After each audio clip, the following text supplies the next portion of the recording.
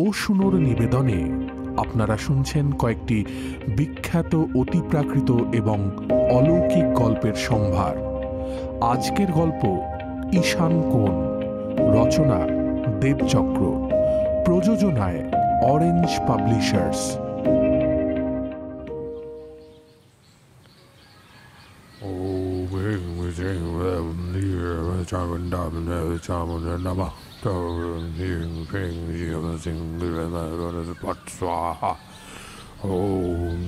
কানাই জেঠু এসেই বিড়বিড় করে কি সব মন্ত্র পড়ে ছাদের অপরাজিতা গাছটার টবের মাটিতে কিছু একটা পুঁতে দিয়ে বাড়ি থেকে বেরিয়ে গেলেন কি সব কেনাকাটি করতে।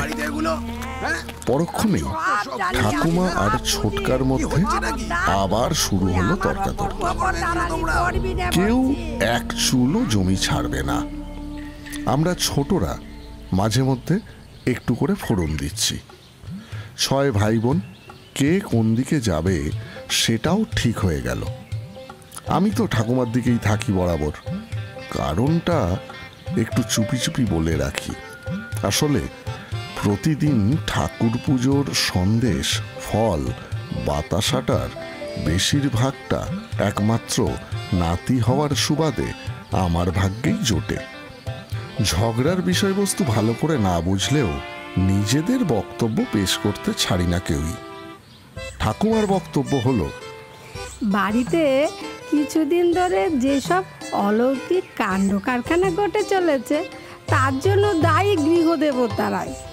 ঠাকুর ঘর থেকে নেমে এসে তেনারাই সেই সব ঘটাচ্ছেন। আর ছোটকার বক্তব্য হলো, আরে শোনো শোনো, ওইসব চোখের ভুল, বুঝলে? যদি ঠাকুর দেবতাই হবে তবে অত দূর থেকে কানাইদা আসবে কেন? কী সব পোতাপুতি করে কেন করবে কালা জাদু? এসব কিছুতেই হতে দেওয়া যাবে না, বলে দিলাম, কিছুতেই না। হই হই করে ছোটকার পেছন পেছন মিছিল করে আমরা সব হাজির হলাম ছাদের সেই অপরাজিতা গাছটার কাছে। ঠাকুমা খুব রেগে চেঁচিয়ে চলেছে, এই এই, হাত দিবি না, একদম হাত দিবি না বলে দিচ্ছি। গাছের মাটিতে হাত দিলে বলে দিচ্ছি। কিন্তু কে শোনে কার কথা?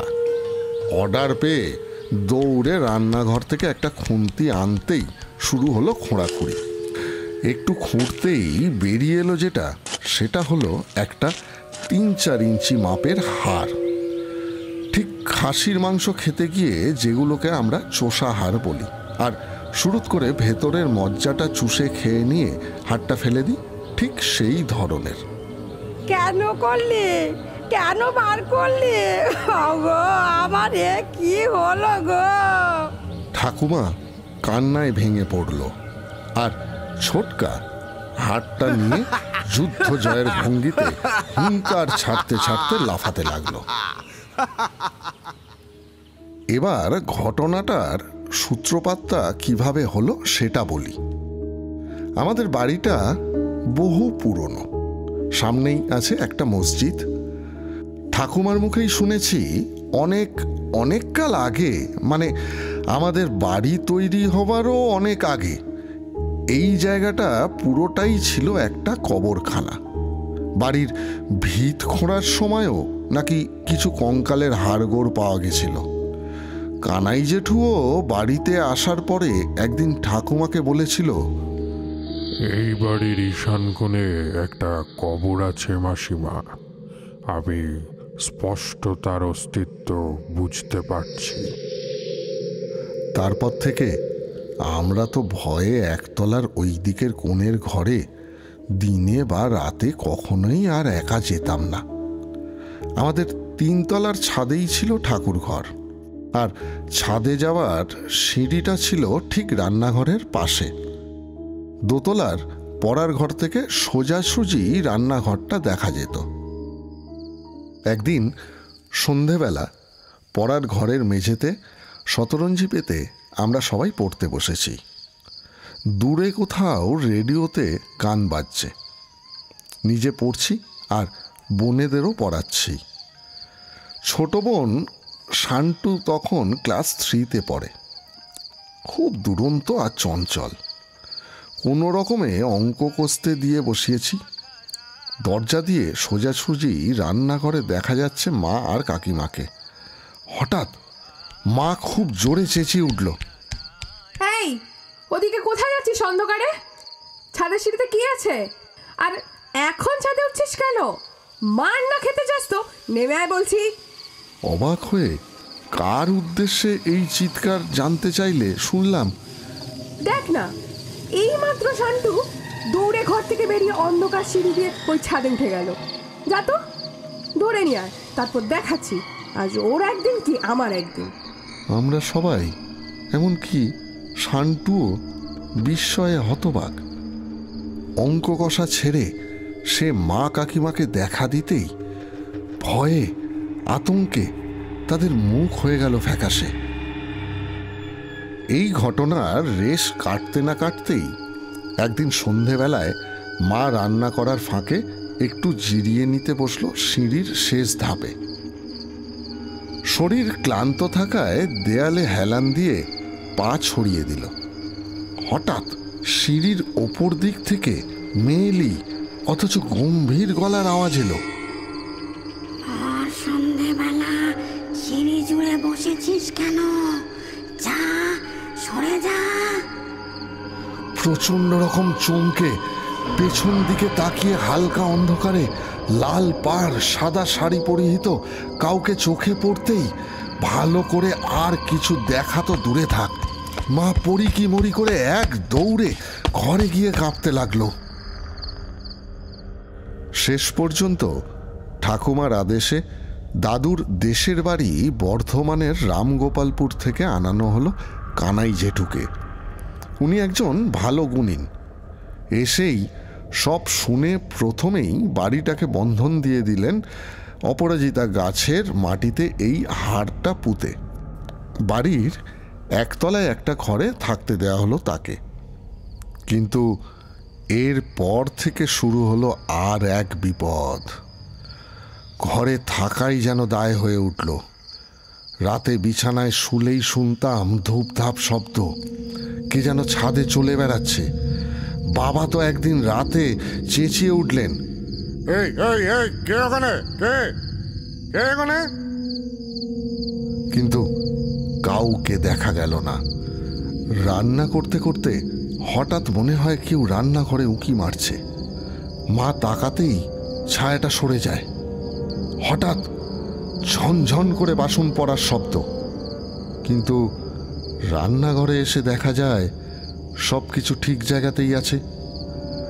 ভয়ে ভয়ে বিকেল থেকে ঘরের বাইরে বেরোনো, খেলা, পড়াশুনো, ঘুম সব কিছু মাথায় উঠল। ছোটকা কানাই জেঠুকে নম্বর 1 ভিলেন বানালেও তিনি একমাত্র আশ্বাসবাণী শোনালেন, ভয় পেও না, খুব শিগগিরই বেটাকে শায়েস্তা করবার ব্যবস্থা করছি। বেটা বলতে তিনি কাকে যে বোঝালেন ঠিক বুঝলাম না। কানাই জেঠুর কথা মতো সব রকম ব্যবস্থা করা হলেও ছোটকা বিশাল রাগারাগি করতে লাগলো। কিছুতেই ব্যাপারটা মেনে নিতে পারল না। কি অবস্থা! কানাইদা তো একেবারে তোমাদের ব্রেন ওয়াশ করে দিয়েছে। ওসব ভণ্ডামির মধ্যে কিন্তু আমি নেই, এই বলে দিলাম। বাবা ঠাকুমার উদ্দেশ্যে চেঁচিয়ে উঠল ছোটকা। সেদিনটা ছিল শ্রাবণ মাসের অমাবস্যার একটা সন্ধে। সকাল থেকেই শুরু হয়েছে টিপ টিপ বৃষ্টি আর গুড়গুড় শব্দে মেঘের গর্জন। তারাপীঠ থেকে এসেছেন 2 জন তান্ত্রিক আর এসেছেন সিমলাগড় কালী মন্দিরের পুরোহিত। এছাড়া বর্ধমানের গুণিন আমাদের কানাই জেঠু তো আছেনই। সেই একতলার ঈশান কোণের ঘরটা থেকে সমস্ত আসবাবপত্র বের করে গঙ্গাজল দিয়ে ধুয়ে ঘরটা পরিষ্কার করা হয়েছে। নীল, হলুদ, সবুজ, সাদা, কালো রং আর সিঁদুর দিয়ে ঘরের পূর্ব দিকে, উত্তর দিকে আর সেই ঈশান কোণে নানা রকম আঁকিবুকি কাটা হয়েছে। সামনে 440 ভোল্ট সাইনবোর্ডে আঁকার মতো দেখতে একটা বিকট মরার খুলির কাছে 2টো হার আড়াআড়ি করে রেখে মাঝখানে বসেছেন কানাই জেঠু, আর বাকি তিনজন তিন দিকের আঁকিবুকির সামনে। একদিকে তামার কুণ্ডে জ্বলছে হোমের আগুন, আর অন্যদিকে ধূপ আর ধুনো। শুরু হলো মন্ত্রপাঠ। প্রথমে ধীরে ধীরে হলেও ক্রমশ উচ্চগ্রামে উঠতে থাকে তিনজনের স্বর। মন্ত্র উচ্চারণের সঙ্গে সঙ্গে ঢালা হচ্ছে ঘি, লক লক করে উঠছে হোমের অগ্নিশিখা। তার লাল আভায় লক্ষ্য করলাম কানাই জেঠুর মধ্যে একটা বিরাট পরিবর্তন আসছে। চোয়াল ঝুলে পড়েছে, নাক দিয়ে ফোঁস করে দ্রুত শ্বাস নেওয়ার শব্দের সাথে দেহটা সামনে পেছনে দুলছে, আর পরক্ষণেই বসে বসেই গোল গোল হয়ে ঘুরছে। মন্ত্র উচ্চারণের সুরও এদিকে চড়ছে। ধোঁয়ায় ভরে গেছে গোটা ঘর, স্পষ্ট করে কিছু দেখা যাচ্ছে না। হঠাৎ ফাটা ফাটা হিস হিসে অথচ জোরে একটা ছেলে মেয়ে মেশানো গলার স্বরে সবাই চমকে উঠলাম। ডাকলি কেন আমাকে? কাউকে ছাড়বো না, কাউকে না, সব শেষ করে দেব। আশ্চর্য, কানাই জেঠু বলছে কথাগুলো, কিন্তু ওনার গলা তো এমন নয়। তান্ত্রিক গম্ভীর গলায় চেঁচিয়ে উঠল, কে তুই? কি জন্য এখানে এসেছিস? এ বাড়ি ছেড়ে যাবি না অন্য ব্যবস্থা করব? কানাই জেঠু হিস করে উঠল, খুব কষ্টে আছি, খুব কষ্টে, মুক্তি দে, চলে যাব। আবার গম্ভীর আওয়াজ পেলাম, কোথায় আছিস তুই? এবার সভয়ে দেখলাম কানাই জেঠু ডান হাতের আঙুলটা সেই ঈশান কোণের দিকেই তুলে ধরে বহু কষ্টে ফিসফিসিয়ে উঠল, মাটির নিচে। তারপর দড়াম করে মেঝেতে পড়ে গেল। ছোটকা নিশ্চয়ই পেছন থেকে এতক্ষণ সবকিছু দেখছিল। হঠাৎ হাততালি দিয়ে উঠল, আরে আরে, দুর্দান্ত অভিনেতা, দুর্দান্ত, একদম ফাটাফাটি অভিনয়। কিন্তু ছোটকার সমস্ত ধারণাকে মিথ্যে প্রমাণ করে বাড়ির ঈশান কোণের ঘরের দেওয়ালের পাশের মাটি খুঁড়ে পাওয়া গেল একটা বহু পুরনো কঙ্কাল। তান্ত্রিকরা দেখে বললেন সেটা অপঘাতে মৃত্যু হওয়া কোনো মাঝবয়সী মহিলারই হবে। সেই খুলি হাড়গোড় সব একটা পুটুলিতে বেঁধে কানাই জেঠু রওনা দিল আত্মার সদ্গতির উদ্দেশ্যে। শুধু যাওয়ার সময় ঠাকুমাকে প্রণাম করে বলে গেল, মা, আর ভয় নেই, সব বিপদ কেটে গেছে। বর্তমানে একতলার ঈশান কোণের ঘরটাই আমাদের পড়ার ঘর। বাড়িতে এখন সব দিক থেকেই খুব শান্তি বিরাজ করছে। আসলে ঠাকুমার ছোটকা দুজনেই হেরে গিয়ে একদম চুপ। শেষ অবধি তাদের মানতেই হয়েছে আজও পৃথিবীতে এমন অনেক কিছু ঘটে বুদ্ধিতে যার ব্যাখ্যা চলে না।